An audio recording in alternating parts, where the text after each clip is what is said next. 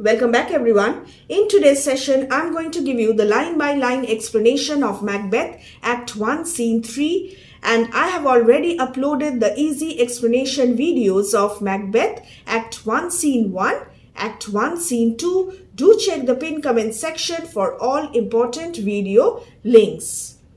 As always, I keep on repeating this.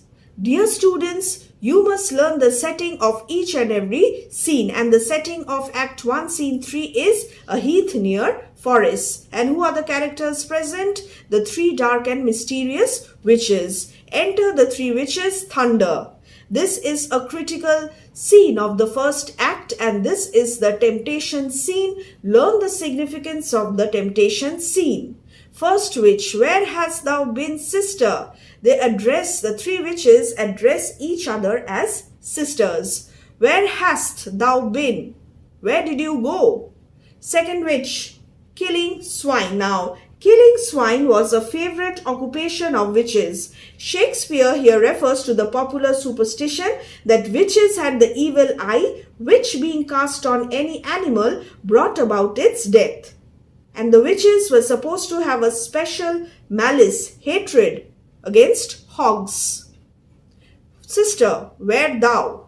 Where did you go? First witch, a sailor's wife had chestnuts in her lap. Chestnuts, what are chestnuts? Chestnuts are edible nuts quite common in England. And munched and munched and munched. Munched, chewed with closed lips, that is noisily and steadily. So a sailor's wife was munching chestnuts which were kept in her lap. And the first witch wanted some of her chestnuts. Give me, quoth I, said the first witch.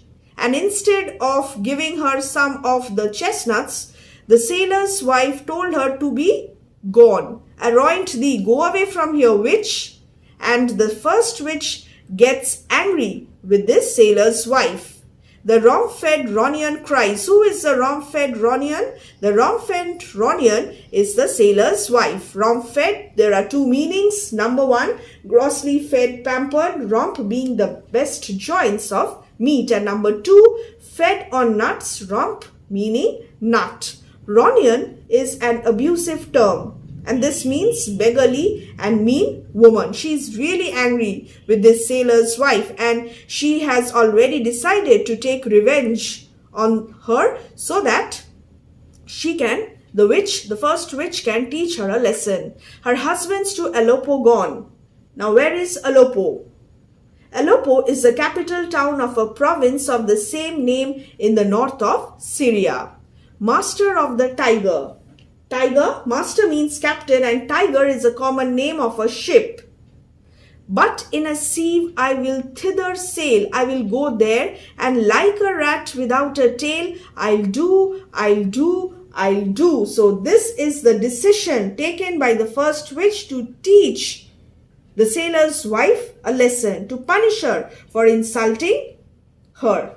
Now, what is the meaning of sieve? Sorting utensil with perforated bottom. You use the sieve to strain tea leaves. So that is a sieve. So, like a rat, in the shape of a rat, so as to creep on board. Witches could assume the shape. This was a popular belief. Witches could assume the shapes of other animals, but it was common belief that such animal forms would be without a tail. I will commit mischief. What she will do is left mysterious until she unfolds her scheme of making the voyage one long torture. I will give thee a wind. The second witch says, I will give you a wind, a favorable wind, and this is an act of sisterly friendship. Witches, it was believed, had control over the winds and sold them to sailors. Third witch, and I another and contrary wind. First witch, I myself have under my control all the other winds, and the very exact ports they blow, all the quarters, all the directions that they know in the shipman's card. I have all the rest. I have under my control all the other winds, and I know the ports against which the wind will blow and which are mentioned in the ship's compass chart. Shipman's card. What is the meaning of this? Shipman's card, a circular card or plate on which the points of the mariner's compass are marked. I will drain him dry as hay. Who is him? The husband of the sailor's wife. I mean to say the sailor. I will drain him dry as hay. Drain him. Cause the blood in his body to dry up. And dry as hay till he becomes utterly anemic or bloodless. She will take her revenge on the sailor's wife by torturing her husband. Number 1, she will drain him dry as hay. And number 2, sleep shall neither night nor day hang upon his penthouse lid. What is the meaning of penthouse lid? Sleep shall neither night nor day hang upon his penthouse lid. His eyes shall never close. And this refers to the curse of sleeplessness that will afflict both Macbeth and his wife later on in the play. The curse of sleeplessness. He shall live a man forbid. So, hang upon, weigh down, and so cause to close. And what is penthouse? Sloping. A penthouse is a shed or outhouse with a sloping roof supported against the wall of the building. Penthouse lid. This expression means eyelids which droop like a sloping roof when a man is asleep. This means that when we sleep, we close our eyes, and the eyelids which are shut down, those eyelids are like the sloping roofs. He shall live a man forbid, a man under a curse or under a ban, under the curse of sleeplessness. Weary 7 nights. 7 nights, periods of 7 nights each, that is weeks, and 9 times 9, 3, and the square of 3 are mystic numbers. 7, 9, 9 times night. How long? For the protracted period of 81 weeks. Shall he dwindle? So, this indicates, the word shall indicates prophecy. Dwindle. What will happen to the sailor? He will gradually shrivel up, become dry and emaciated. Peak means grow sharp-featured because of loss of fat and flesh. And pine, languish. This is a reference to witchcraft and magic practices whereby any person shall be killed, destroyed, wasted, pined or lamed in his or her body or any part thereof. Though his bark, though his ship cannot be lost. So there were limits to the powers of witches. The witches could not damage or destroy ships. Yet it shall be tempest tossed, tossed about by storms. Look what I have. So in this way, the first witch will take her revenge.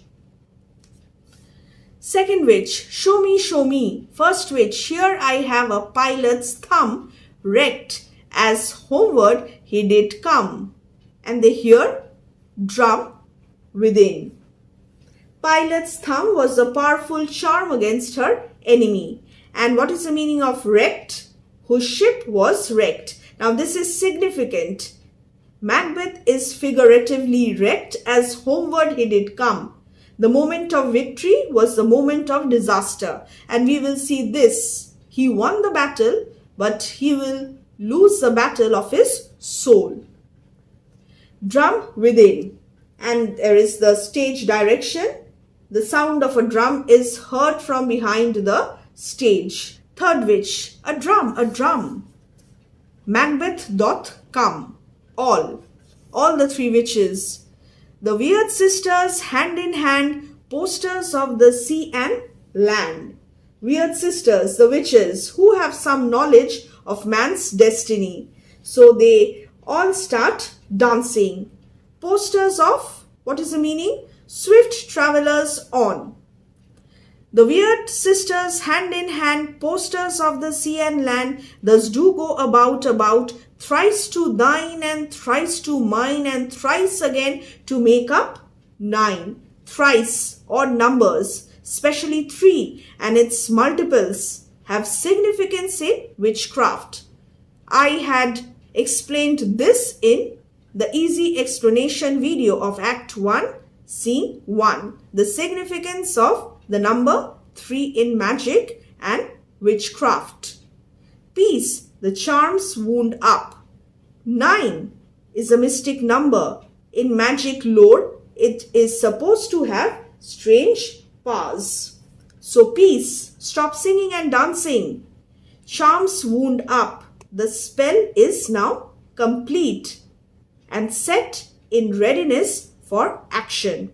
So here the 3 witches dance around in a ring, holding one another's hands and singing their charms, their incantation. The dance is repeated 9 times, 3 times for each witch, and this makes the ground whereon Macbeth will tread enchanted. With the entrance of Macbeth, the prologue or exposition ends and the development of the situation begins. So in Act 1, Scene 1, the curiosity of the audience was aroused by the appearance of the witches. We know this. In Act 1, Scene 2, the exposition and prologue, we also know this. And now in Act 1, Scene 3, with the entrance of Macbeth, the exposition ends. And from here, the development of the situation begins. Enter Macbeth and Banquo. Macbeth, so foul and fair a day I have not seen. This is very, very important. Learn the significance of this line. So foul and fair a day I have not seen. Seemed foul and fair at the same time. A premonition of strange happenings. Something is strange and something strange is going to happen.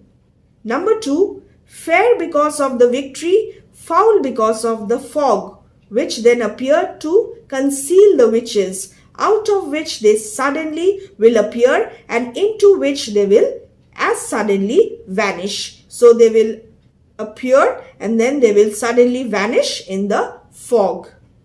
What is the meaning of these first words of Macbeth?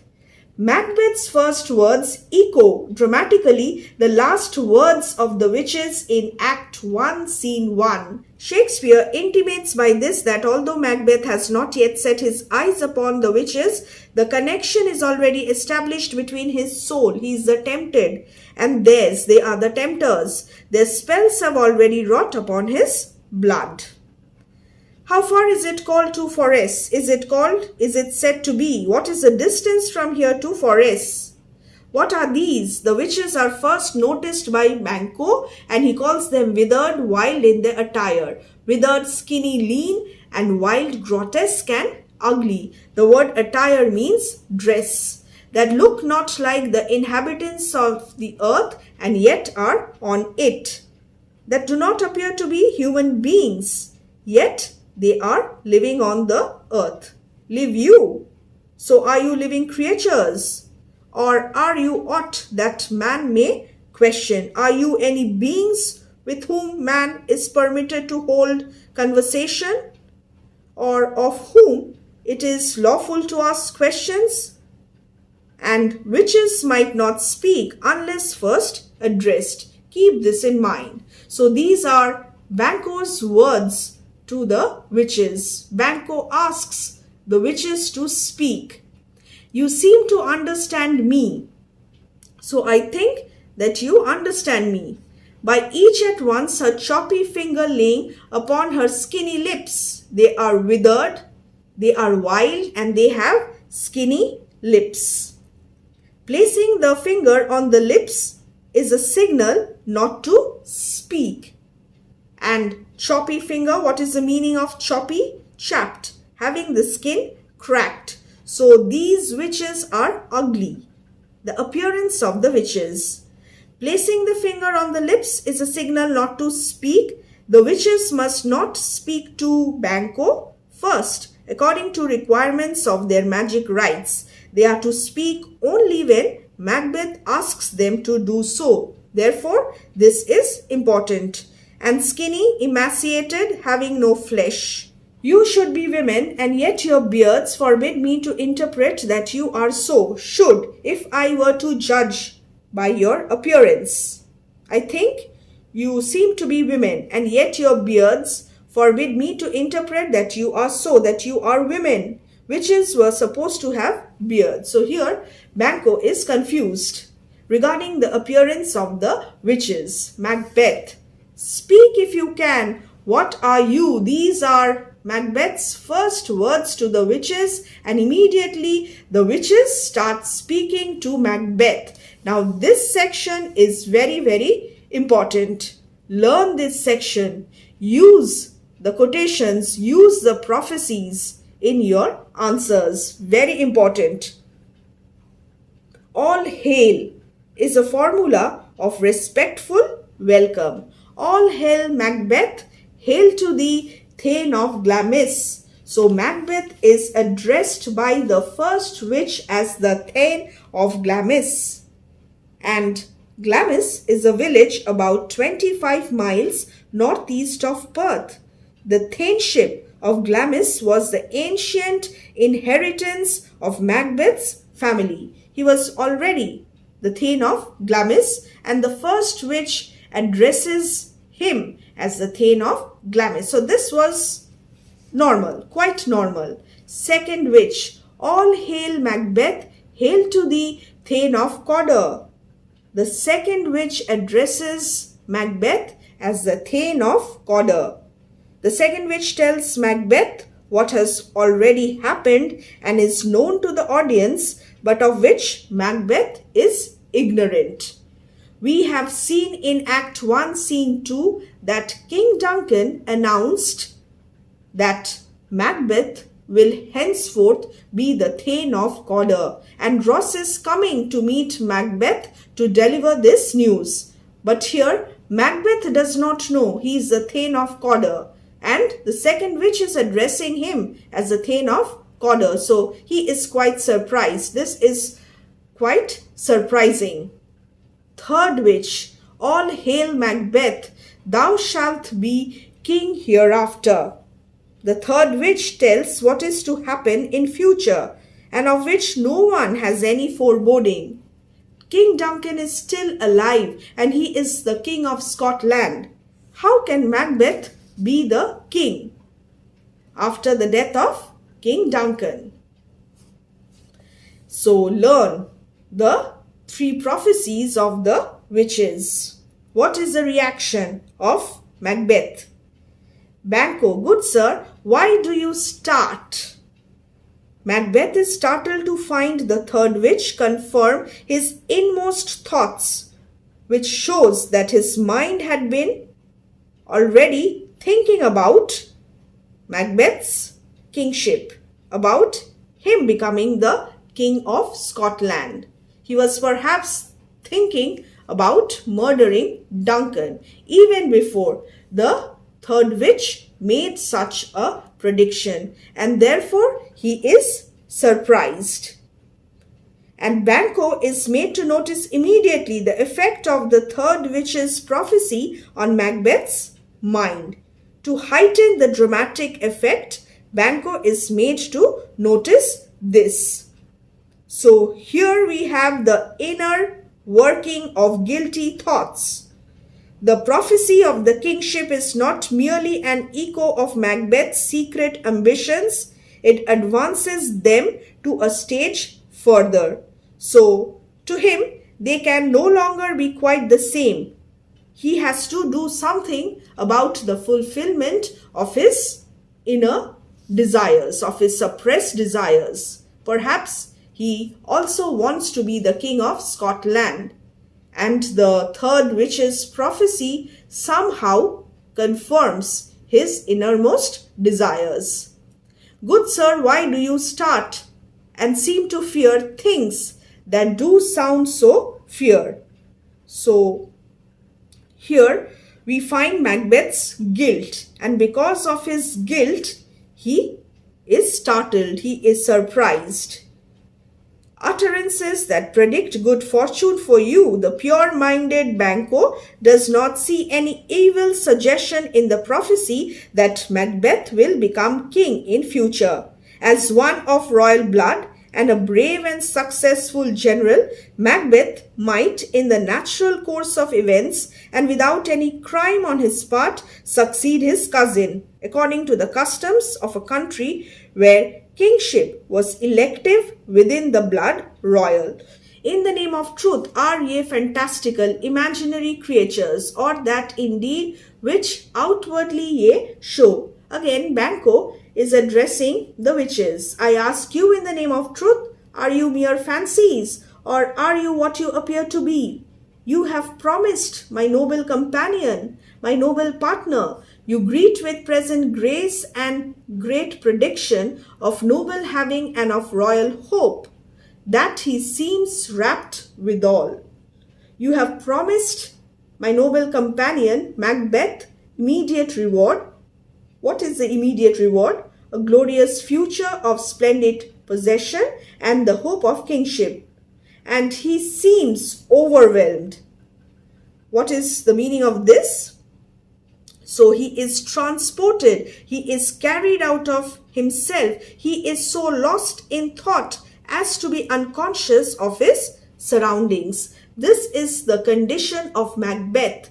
He is surprised, he is startled, and he is also rapt withal. What is the meaning of rapt? Lost in his own thoughts. To me you speak not. You did not tell me anything. So if you can see into the germs of future events and can tell me what will come to fruition and what will not, then tell me who does not seek your favor and is not afraid of your ill will. So he asks the witches, if you can look into the seeds of time, find out the hidden events which shape the future, just as the seed determines what the crop will be. So by means of your supernatural powers, you can predict the future. Banquo is calm and collected here. His curiosity is honest, his wonder rational. Guilty reflections do not disturb his conscience. He does not seek the favors nor dread the curses of the witches. He assumes that if the prophecies are to be fulfilled, the fulfillment will come as a matter of course, automatically. And here lies a fundamental contrast with the conduct of Macbeth. How Macbeth reacts is different from how Banquo reacts. The prophecies made by the witches are very, very important. Learn this entire section. Lesser than Macbeth, lesser in outward honors and dignity, and greater, that is, in real worth and lasting fame. What is the meaning of the prophecy of the first witch? Banquo will be lesser than Macbeth because he will not be king himself, but he will be greater than Macbeth because it is his children and not Macbeth's that will be kings. Not so happy yet much happier. Not so happy because he is not destined to be king like Macbeth. Happier because he is destined to be the founder of a royal dynasty. Banquo will not be as happy as Macbeth. He will not be king and he is soon murdered. Yet he will be much happier than the latter, since he will not suffer from any inner conflict as well. Third witch, thou shalt get kings though thou be none, beget, be the ancestor of. This line is meant to be a complimentary allusion to the popular belief that the House of Stuarts, to which King James I belonged, was descended from Banquo. First witch. So all hail Macbeth and Banquo. First witch, Banquo and Macbeth, all hail.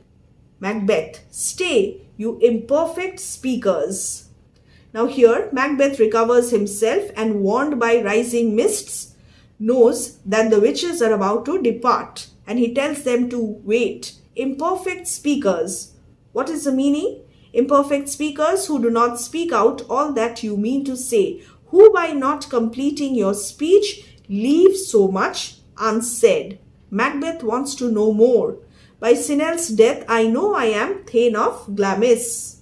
As a result of Sinel's death, now Sinel or Finel was Macbeth's father, the former Thane of Glamis. So, he knew that he was the Thane of Glamis, but how of Cawdor? He has no knowledge. King Duncan has declared him the new Thane of Cawdor, and Macbeth is unaware of this. The Thane of Cawdor lives a prosperous gentleman. Now this is thought to be inconsistent with Ross's speech in Act 1, Scene 2. How could Macbeth have been ignorant of Cawdor's treachery, since he had been on the actual field of battle? So this is an inconsistency. Macbeth addressing Cawdor, the traitor, as a prosperous gentleman, and to be king stands not within the prospect of belief no more than to be Cawdor. Say from whence you owe this strange intelligence, or why upon this blasted heath you stop our way with such prophetic greeting. Speak, I charge you. He wants to know more. How of Cawdor? How am I Thane of Cawdor? And the meaning of prosperous, favored by the king. He does not know. And how is this possible that the Thane of Cawdor was actually a traitor? So therefore, everything is outside the range of what can be believed to be possible. So everything is utterly incredible. It is characteristic of Macbeth that he does not consider the prospect of becoming the Thane of Cawdor less remote than that of becoming king. And then what happens?